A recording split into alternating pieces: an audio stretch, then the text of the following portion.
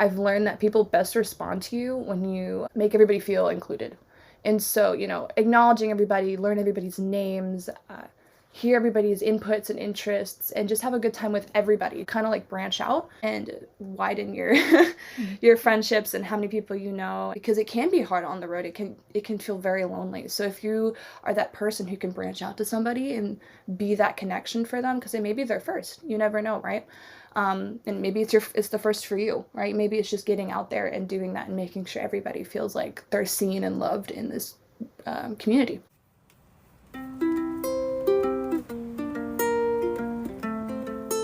Hello and welcome to the Teens on the Road podcast, where we talk about all the ups and downs of living in an RV as a teenager. I'm your hostess Kayla, and each week we'll meet a new perspective on what it means to live this lifestyle. Whether you've been on the road for 6 months or 6 years, this podcast is here for you, to share laughs, to remember the hard times, and to celebrate the good ones. Stick around to meet our guest of the week and learn all about their story. Ready for the ride? Let's go!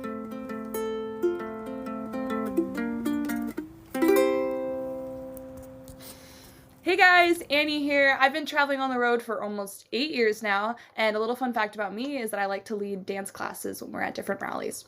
Awesome. Great to have you back, Annie. Thank you. The last time we talked was spring 2022, which was like forever ago. That's crazy. You know, like I'm a senior now, you're a junior, we're so old. Yes.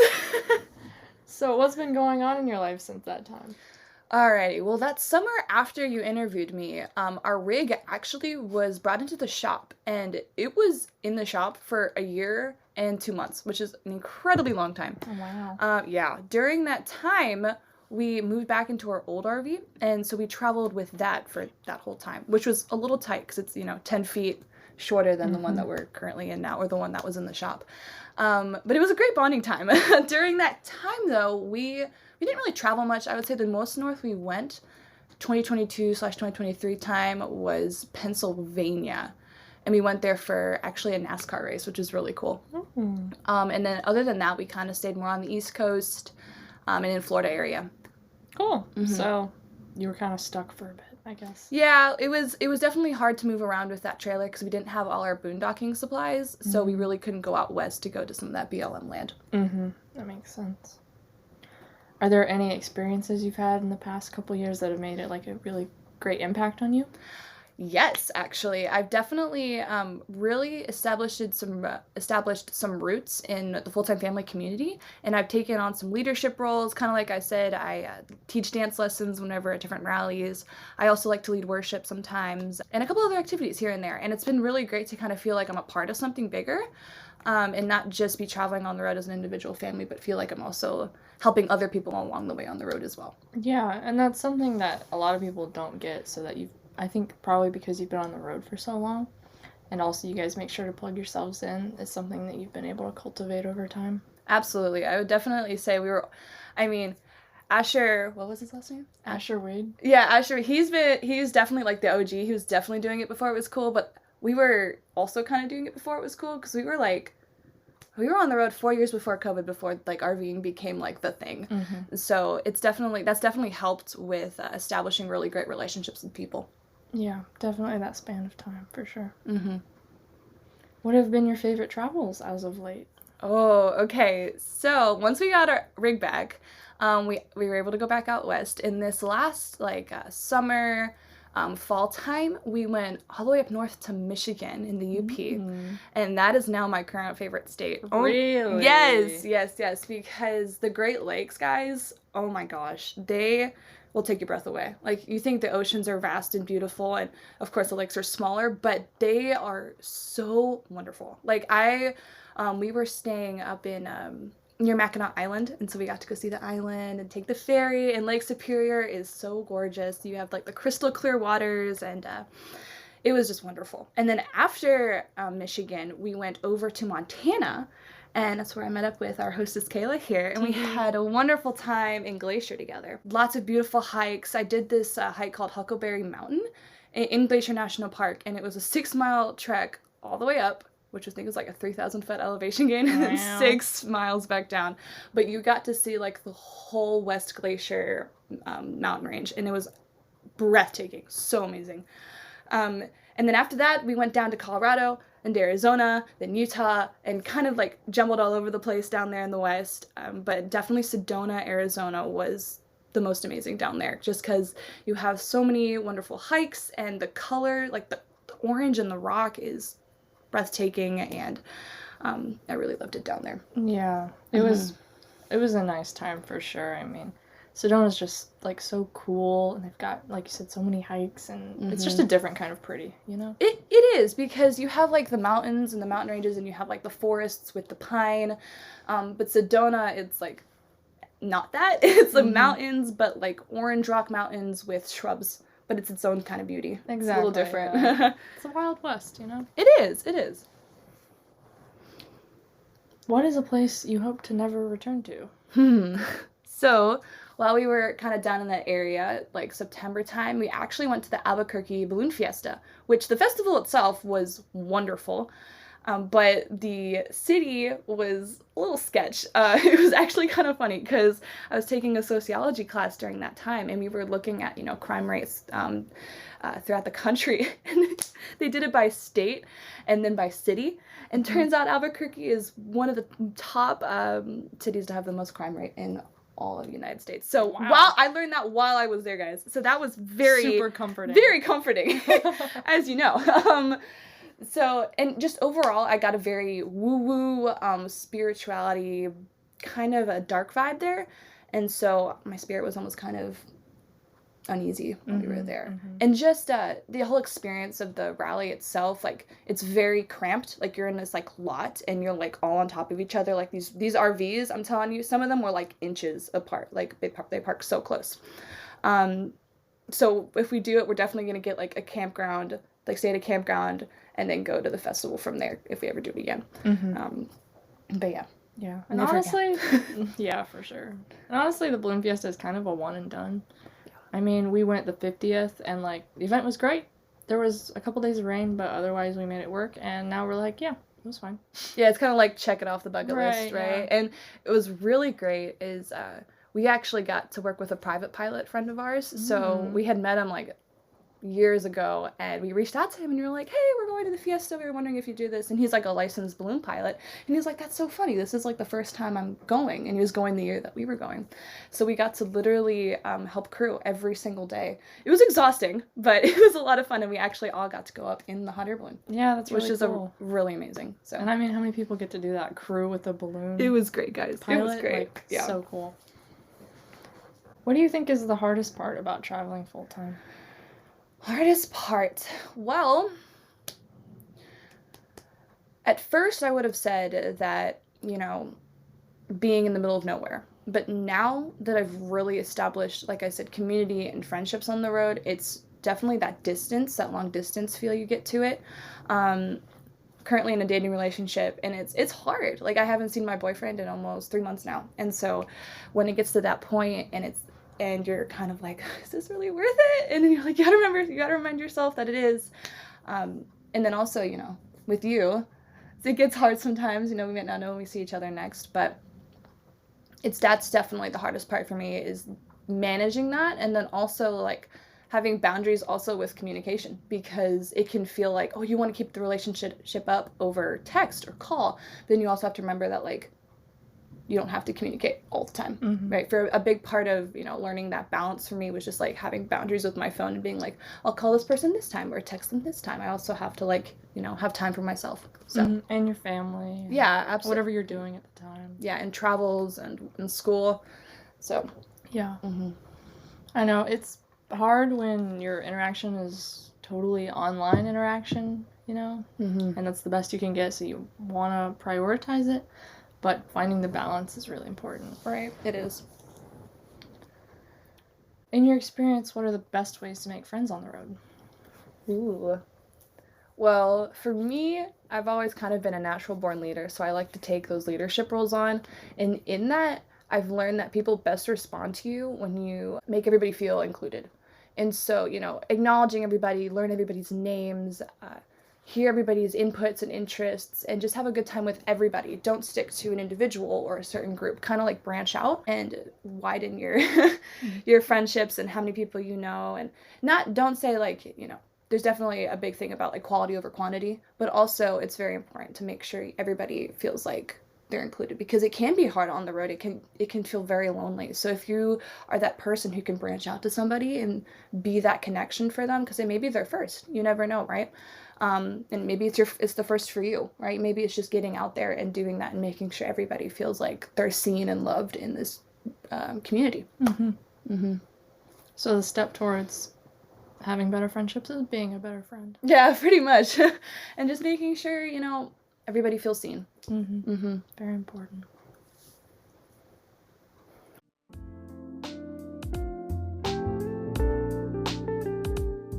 Life on the road is amazing, but it can also be tough on your mind and body. Waves Health and Wellness offers homeopathic solutions to address chronic and acute health concerns, from boosting your energy to managing stress and supporting your mental health. If you're looking for a natural way to navigate the challenge of life on the road, practical homeopathy can help. Follow Waves Health and Wellness on Instagram and Facebook for wellness tips and remedies made for teens like you. Find out more with the links in the description.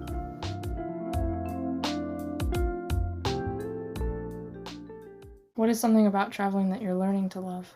Learning to love. Oh, okay.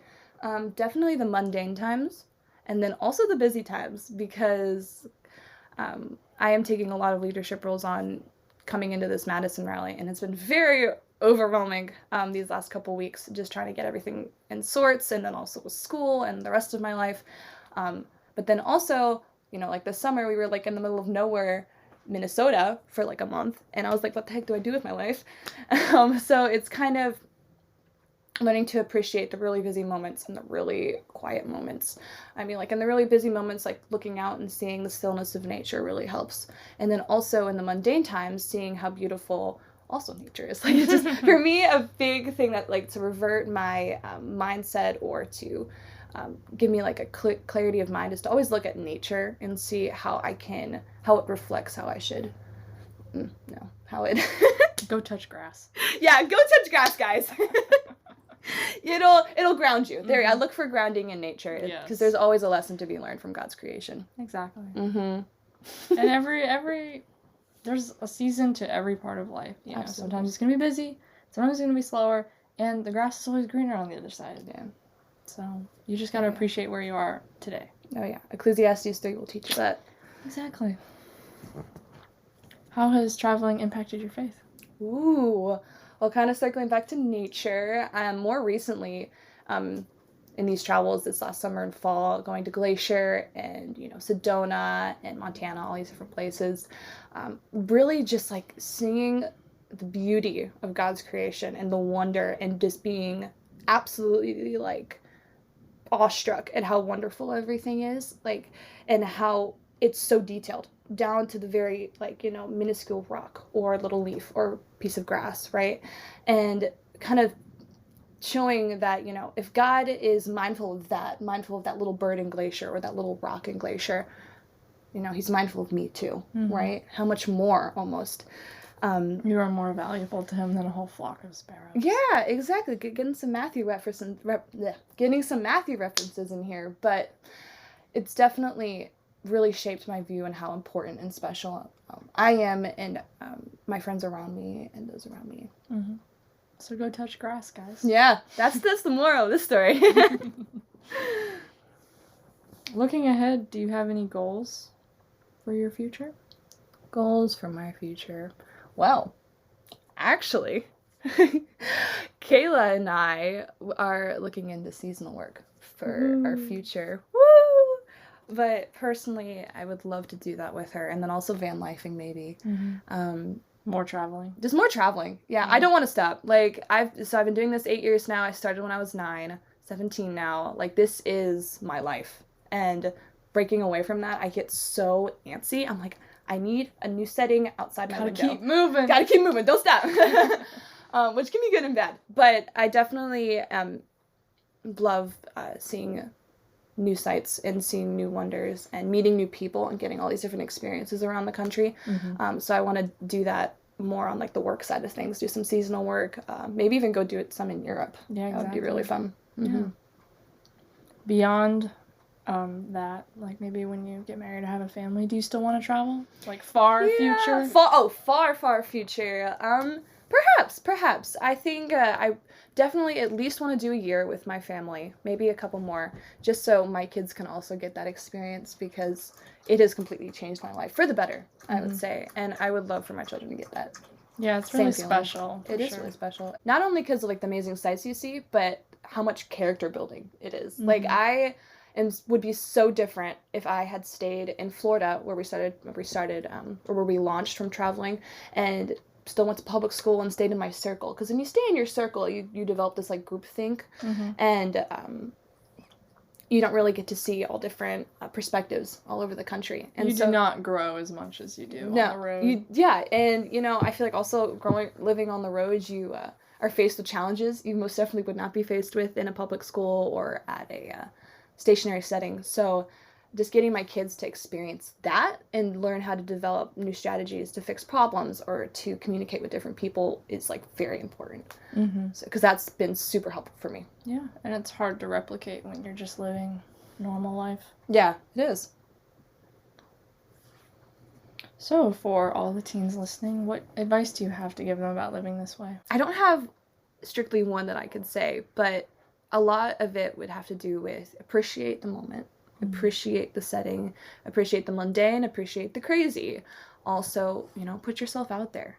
Put yourself in situations that will challenge you to think critically or think differently or even change your perspective on some things, because you're definitely going to be faced with a lot of that all over the country. Also, don't be afraid of pursuing what you're passionate about, because I know living on the road, you feel like your opportunities are sort of limited, when in reality they really aren't. I'm currently dual enrolled, and I'll be graduating with an associate's and a high school diploma. And so having that just like 2 steps ahead is amazing. There are so many opportunities for you living on the road. It's just putting yourself out there and looking for that if that's something you want. So like, be passionate, don't let living on the road hinder you, in fact, let it help you and develop you so that you can use all your experiences to really focus on a passion. Yeah, that's what I would probably say. Thank you. That's good advice. Yeah. Before we wrap up, do you have any closing thoughts or questions for me? I know so much about you. I don't even know what to ask. Ooh, this is gonna be kind of controversial, guys. Okay. Who has been your favorite person to interview? Oh, okay. Oh, man. Well, hold on. Let me pull up the list. I have interviewed a lot of people. Or what is, like, the craziest... Oh, no, okay. Let me rephrase it. What's the craziest thing you've heard on a podcast or an interview? Something that was like, oh my gosh, I was not expecting for somebody to say that. Well, Asher getting meningitis was pretty crazy. It is crazy. Yeah, that was wild. Or there was this story that Grace had about how her dad... They were in a cave, and it was like they like took a moment to like be quiet and like hear the cave, and then her dad's stomach growled really loudly, and it echoed through the cave, and that still makes me laugh. It was so funny. That's so funny. I actually remember listening to that. Was it like what? Yeah, 3 years ago, right before you interviewed me. I remember listening to your podcast. I remember that. That was funny. That was really funny. Or I remember when I interviewed Camille, like we were talking about puffins. And I did not know that puffins were tiny. I thought they were penguin-sized. Okay, so, like, I thought they were, like, 2-3 feet tall. Puffins are, like, 6 inches tall. Are they really? Yeah. I didn't know that. But she went to, Greenland or Iceland or wherever, and she saw puffins, and they're tiny. Maybe it was Scotland. I don't remember exactly where. This was a long time ago, but... She's pointing a finger at me like I'm like judging her or something. No, but I'm not. But yes, she is. I'm pointing my finger because my finger is obviously helping me think through this. Oh, clearly. So, I didn't know that. That was cool to find out. And, honestly, Asher had a lot of weird things. Probably just because he was on the road forever. I mean, how many people find goldfish in their bike helmets? Okay, yeah, that's You know? yeah, So Asher's was really interesting. Um, Shout out to you, Asher. of course, always Annie, bestie. Love talking to you, but we talk all the time anyway, so. Know too much about each other. Yeah, exactly. Interviewing Levi was funny because he kept talking and talking and talking. And I've got an hour that I have to edit from him just talking. So that's gonna be fun. Also, shout out to Levi. We love you, man. We love you. For real. But I don't know. It's been a great podcast because hearing people's stories, even if they aren't like super crazy, it's just good to connect with people, you know? Mm-hmm. It's good to hear their perspectives on things. And you know what? I have heard some crazy stuff, but it's all part of it. It's all part of living on the road. Oh, yeah. So it's been really good. That's great. Yeah. Do you have a question for our next guest? Has there ever been a place or a site or some place you've seen or some interaction you've had with somebody that, like, made you cry or completely altered your perspective on life? That's a good question. Mm-hmm. You guys always come up with better questions than I have. Like, every person I've had on here is, like, makes these really specific questions and they're so good, but I'm glad that I have the question to ask a question, you know? At least there's that. Esri is wondering, what's the weirdest roadside attraction you've been to or seen? Oh my gosh, I know. Okay, I have to take a moment to talk about the wall drug. Wall drug. Wall drug. Ladies and gentlemen, if you do not know what this is, you are missing out. Really? You are missing out. I'm talking, these signs line up for hundreds of miles in advance, telling you that there is this attraction. So, like, Buc-ee's on steroids? Yes. But the catch is, Buc-ee's is usually in a very populated area. Mm. This is in the middle of nowhere. Is it Idaho? I think it's Dakota, isn't it? Oh, yes. I believe so. I believe it is South Dakota. Actually, we're going to fact check this. Please hold.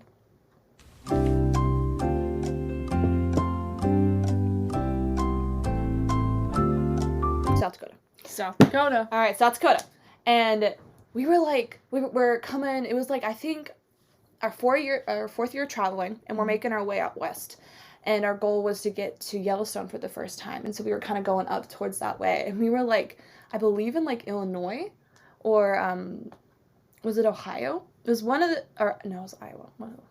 It was one of those like, you know, Midwest states. Oh yeah, let's look at the map. I have a map in my living room. I cannot read for the life of me. What does that say? Iowa. Yes, we were in Iowa. And we were like, that's strange. You know, because that's like, you know, about 300, 400 miles out. What is this wall drug? And then slowly more and more came out. And we were like, okay. And at this point, we're like, we have to stop. We have to know what the heck this is. And so it's basically this giant... what would you call it? Like they have it's a giant drugstore, but there's also a lot of souvenirs. You can get a full meal there. You can get ice cream. You can get I believe there's an arcade there. Wow. You have like these fancy upend like stores, and I'm talking middle of nowhere. There is nothing around. Like the closest Walmart was like an hour and a half away. Like that's how middle of nowhere we're talking. And it was so funny because it was bussin'. It was bussin'. Like I'm talking like cars lined up to get here to this place. And I mean, talk about a life-altering experience, guys. No kidding. Yeah, definitely Buc-ee's on steroids, but almost even better because it's like in the middle of nowhere and it's always so busy. Wow. Yeah. And the name of the town is called Wall. The name of the town is called Wall because of that drugstore there. So yeah. So Wall drug came first before the town? I believe it did. Wow. Hold on. Wait, we're gonna fact check. Hold, please.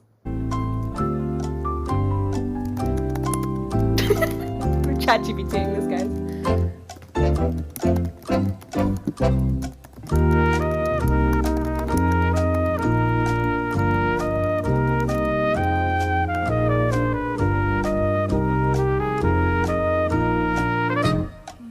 Okay, Wall drug came after the town was named. The town of Wall, South Dakota was established in 1907. Wall drug was founded in 1931 by Ted Husted, who bought a small drugstore there. And now it is, you know, a couple acres large. Bussin'. It is. It is the place to be. So if you ever get the chance, go to Wall Drug in South Dakota and have some life-altering experiences, guys, because the Lord is working there. There is good work going on there. Well, we will take it to heart, I'm sure. Yes. Before we wrap up, do you have a channel, social media that you'd like to share? Yes, our family has a channel at Spark Love and Wellness. You can find us on Instagram, TikTok, basically all of the streaming platforms.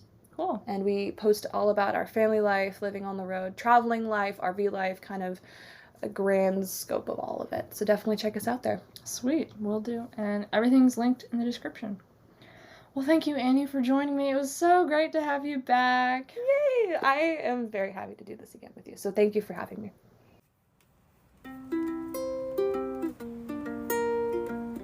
If you liked this episode, feel free to subscribe so you never miss one. If you'd like to connect with us, follow us on Instagram and feel free to reach out with any questions or feedback. And don't forget to leave us a review on your streaming service of choice. It really helps us grow and reach more listeners like you. If you're a traveling teen interested in being a guest star on the show, fill out our form and we'll get back to you soon. This episode was sponsored by Waves Health and Wellness. Find out more at waveshealthandwellness.com. Our intro song was created for Teens on the Road by Mila Rose, and you can follow her Instagram at Mila Rose Sings. Special thank you to our guest of the day, Annie.